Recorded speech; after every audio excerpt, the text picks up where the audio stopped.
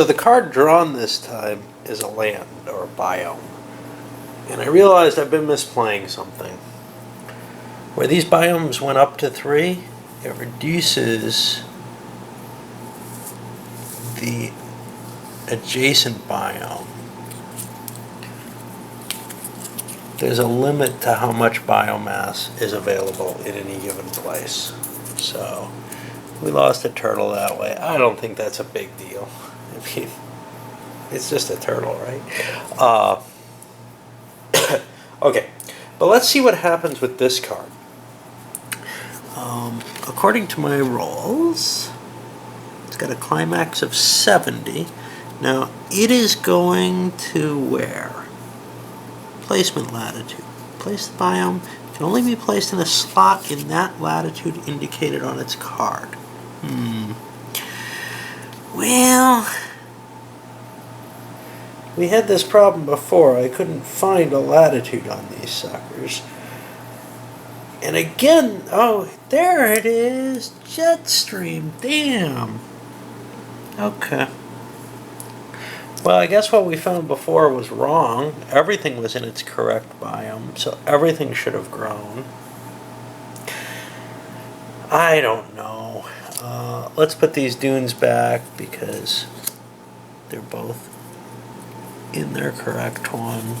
And likewise, the other thing that grew, they're both... no, he's in his correct. He's not. His biome says...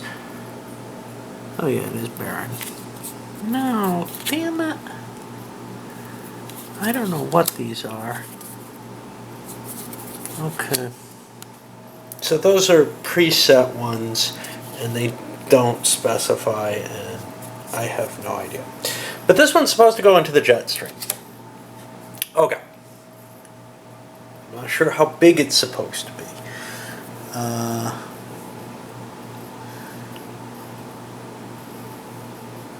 So one thing is everybody gets a gene, a DNA, gene, or something. And they only get one. They'd get 2 if they had a species that had 6 or more actual DNA attached to it. But the biggest I think we have, this guy's got 4. This guy's got 3. Nobody's that rich in them.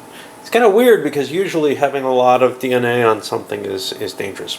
Okay, but we're still trying to see what happens with this thing. It is an ocean area, which means it cannot be built in a mountain building space. Mountain building spaces have kind of this orange surrounding. There aren't going to be any in this latitude.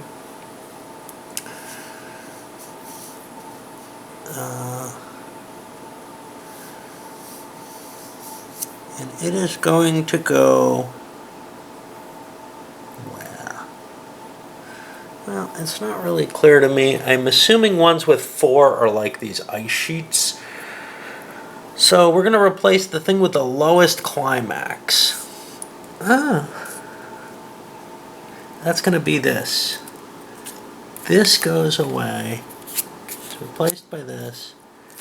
And these dog faces have got a problem. If they can't get out of there, well, they can't survive there as it stands. This is a water area. The only thing that can survive there is these guys. So, they're going to have to find themselves a new place to be.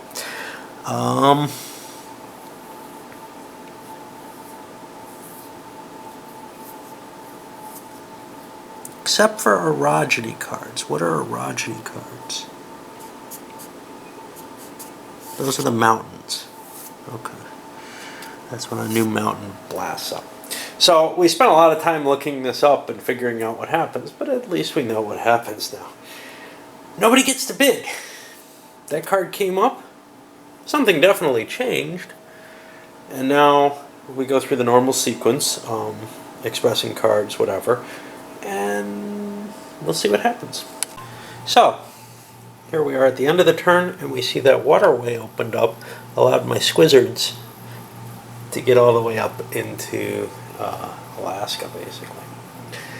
We're also seeing dog faces disappearing.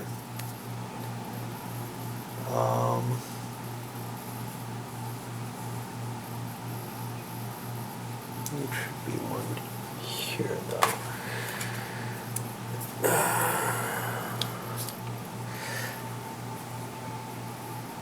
They've been reduced, and they're no longer winning the niche due to size, because our tuskers are the same size now. What else do we have? We have a return of the carnivores. They're following the tuskers and eating them, which, you know, it's cool to wipe things out. Oh, there goes a bird. Speaking of wiping things out. But it doesn't really hurt to allow a carnivore to exist if neither of you are really in the lead. The carnivore has a slight advantage, though. The player who has the dino croc also has these birds. So if he's feeding everywhere where tuskers are, he's got the edge. But that's the nature of the cards you bid on. Anyhow, we're seeing the resurgence of the tuskers here and the dwindling of our dog faces. They created a couple of carnivores up here out of what they had here, but couldn't find anywhere they could go.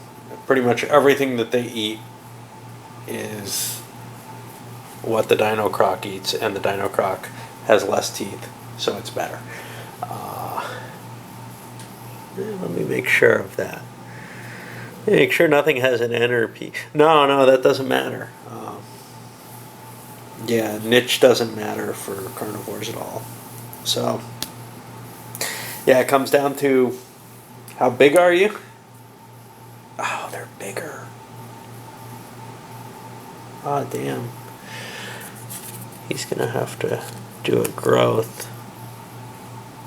And they are going to be able to defeat him. Oh, poor dino crocs.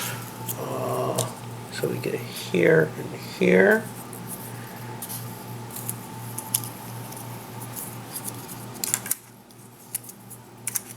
And the dino crocs are unhappy about theirs.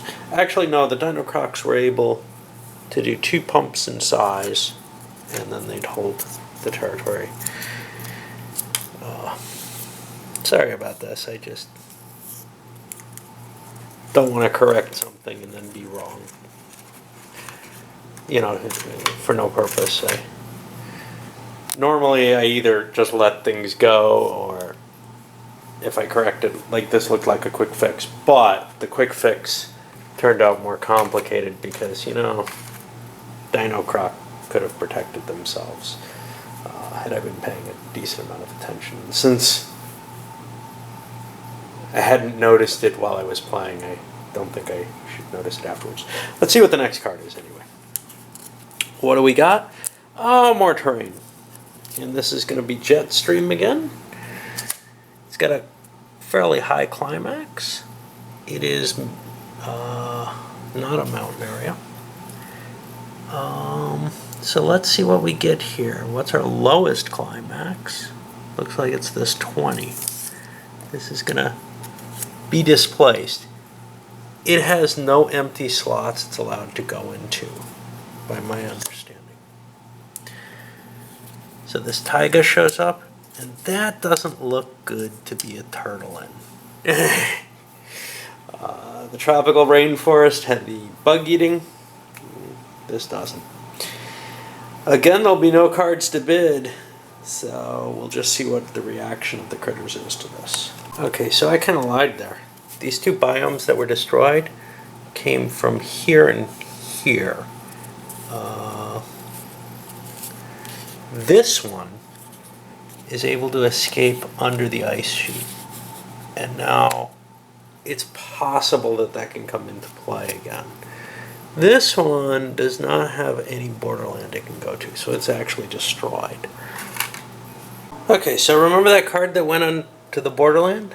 Well, as long as something that eats it goes in there, it can bring it up to the top. So now that card is the terrain treated in that borderland, And we have some predators that have moved in as well. We see the squizzards are doing quite well. We see the turtles, on the other hand, took quite a blow here. And they actually reduced their size down to 5. They're looking at picking this card up because they can expand into some areas, perhaps where speed is important. This one looks valuable. They would get the advantage there. And of course, that is something this guy does not want to have happen, but hey, what can you say? Alright, so we'll have fast turtles. Gotta say, that's great. Alright, and these poor birds are still stuck down here. Now, birds can fly 3 spaces, but they cannot find anything where they can survive. They go a little further and they could if they find up here where speed is important. But we'll have those fastback tortoises very shortly. And what are we getting? We're getting a double physiology and a speed. That's a nice card. Pituitary and thyroid glands. I don't know how much it's going to go for.